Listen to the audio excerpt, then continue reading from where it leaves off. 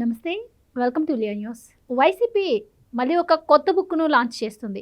అదే digital book. YCP శ్రేణులను ఎవరు ఇబ్బంది పెట్టినా కూడా ఆ డిజిటల్ బుక్లో నమోదు చేస్తాము అని చెప్పి ఆ పార్టీకి సంబంధించినటువంటి నాయకులు మాట్లాడుతున్నారు. గతంలో మనం చూసాము, మీరేనా రెడ్ బుక్ పెట్టేది, మేము బ్లూ బుక్ పెట్టగలం అని చెప్పి బ్లూ బుక్ కూడా వాళ్ళు లాంచ్ చేశారు. ఇప్పుడు మళ్ళీ డిజిటల్ బుక్ అంటున్నారు. మరి ఈ విధంగా వాళ్ళు ఎన్ని బుక్కులు పెట్టుకెళ్లే అవకాశం ఉంది?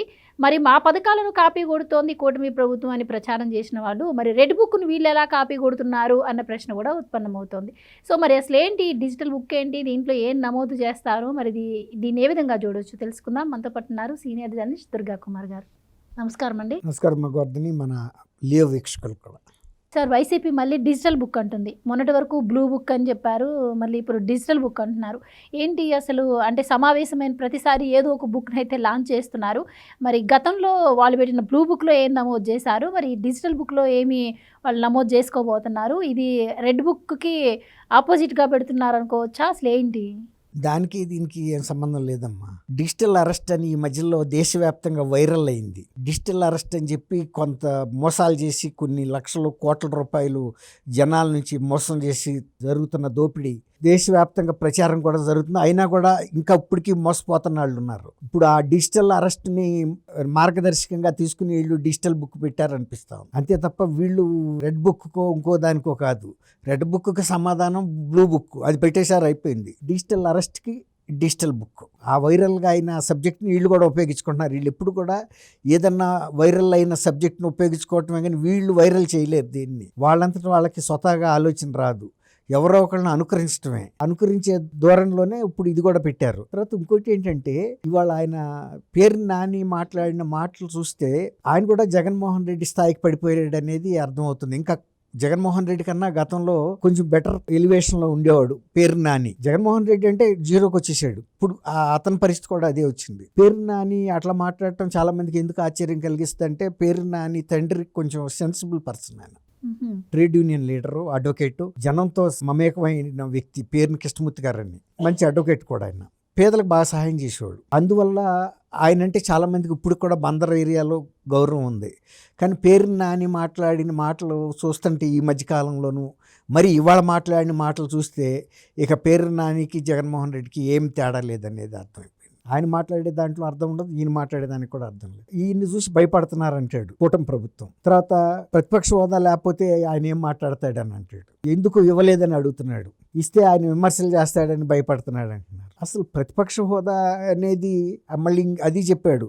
పార్లమెంట్లో అడిగారు ఎవరో, మీరు హోదా వస్తాను అనుకుంటున్నారా అంటే, మరి దాని మీద స్పష్టతగా చెప్పకుండా కొన్ని నియమాలు నిబంధనలు ఉంటాయి పార్లమెంటరీ వ్యవస్థలో, కొన్ని సంప్రదాయాలను బట్టి జరుగుతూ ఉంటాయి అంటాడు. బాగానే ఉంది. మరి 10% మొత్తం స్థానాల్లో తెచ్చుకున్న గ్రూప్ ఎవరైతే ఉంటారో వాళ్ళకి ప్రతిపక్షం ఇస్తారు. అది రిటర్న్గాను ఉంది, సాంప్రదాయంగాను ఉంది. ఈవెన్ జగన్మోహన్ రెడ్డి గారు కూడా కిందటి సభలో చంద్రబాబు నాయుడు గారు వేలు పెట్టి చూపించి, నీ వైపు నుంచి కనుక, నీ పక్షం నుంచి నలుగురిని కనుక నేను లాగేసుకుంటే నీ ప్రతిపక్ష హోదా కూడా ఉండదని కూడా అన్నాడు. అంటే దాన్ని బట్టి ఆయనకేంటి 10% తగ్గిపోద్ది, నీ ప్రతిపక్ష హోదా క్యాబినెట్ ర్యాంక్ ఉండదనే కదా ఆయనకి తెలుసు కదా. మరి అట్లాంటప్పుడు ఇవాళ మరి వాళ్ళకి ప్రతిపక్ష హోదాకి నీరెస్ట్గా కూడా లేరు కదా. పని ఒక సీటు తగ్గిందంటే అడగొచ్చు, ఏదో ఒక సీటే కదండి తగ్గిందని. నువ్వు ఎక్కడ 11లో ఉన్నావు, అక్కడేమో 18 ఉండాలి మినిమమ్, 7 సీట్లు తేడా ఉంది. మరి అట్లాంటప్పుడు ఎట్టా ఇస్తారని అనుకుంటున్నాడు ఆయన, అర్థం కావట్లా. అసలు ఇంకోటి ఏంటంటే,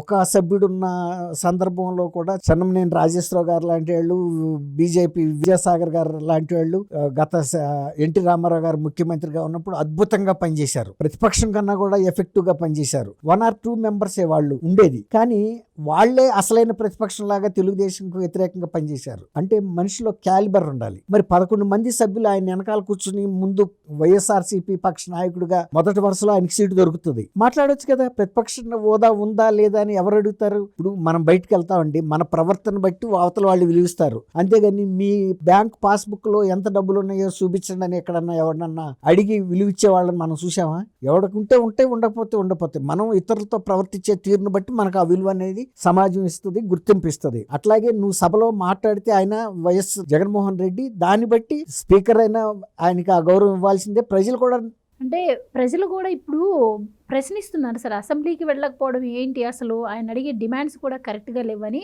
ప్రజల్లో కూడా ఒక ఆలోచన వచ్చింది. వాళ్ళు కూడా ప్రశ్నిస్తున్నారు. ఇలాంటి టైంలో జగన్మోహన్ రెడ్డి గారు మరి వస్తారా? రారా? అనుకుంటే ఈరోజు మళ్ళీ ఆయన కోర్టుకెళ్లారు.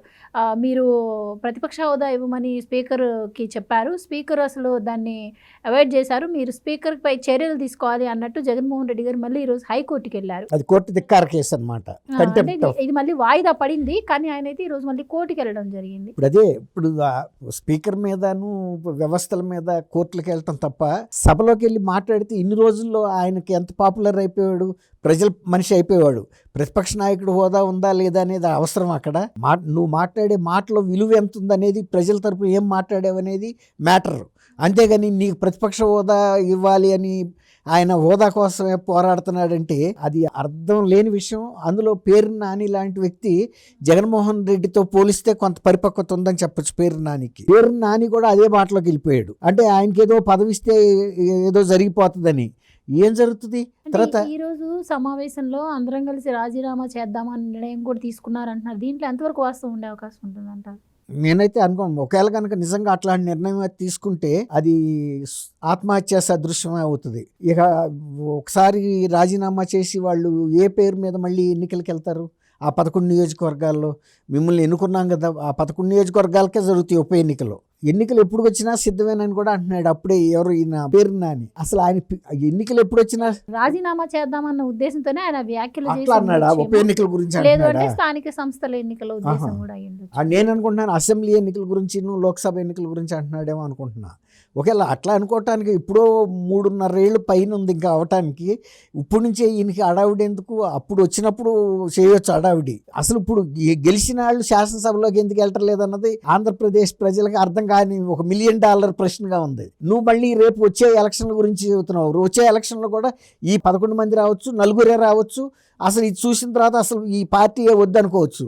ఇక అప్పుడు నువ్వు ఎన్నికల కోసం ఎదురు చూసి సిద్ధంగా ఉండి చేసేది ఏముంది? సిద్ధం సభ పెట్టారు కిందటి ఎలక్షన్లో కూడా. సిద్ధమని భారీ ఎత్తున 600-700 కోట్లు పెట్టి, అంటే లిక్కర్ డబ్బు ఉంది కాబట్టి ఖర్చు పెట్టారు.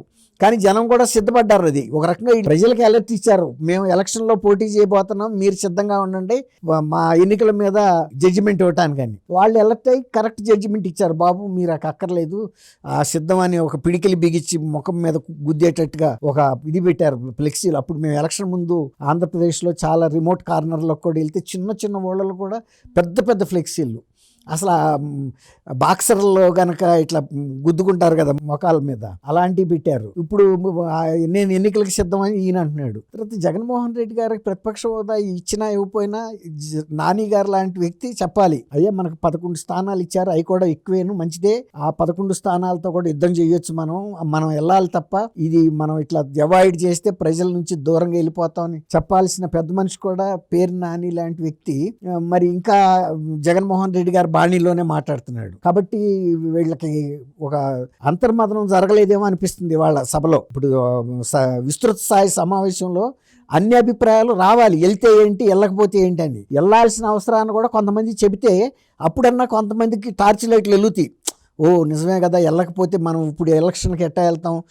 ఈవెన్ 3.5 ఏళ్ల తర్వాత వచ్చే ఎలక్షన్ మాత్రం ఆ 11 నియోజకవర్గాల్లో మన గెలిపించాల్సిన అవసరం ఏముంది? తర్వాత రాష్ట్ర వ్యాప్తంగా కూడా ప్రజలకు ఒక సందేశం వెళ్ళిపోయింది కదా, వీళ్ళు చీఫ్ మినిస్టర్గా ఉంటేనేమో దోపిడీ చేస్తారు, ఆర్థిక దోపిడీ. ఒకవేళ ప్రతిపక్షంలో ఉంటేనేమో సభలకు వెళ్ళరు. ఈ 2 విధాల నష్టమే రాష్ట్రానికి.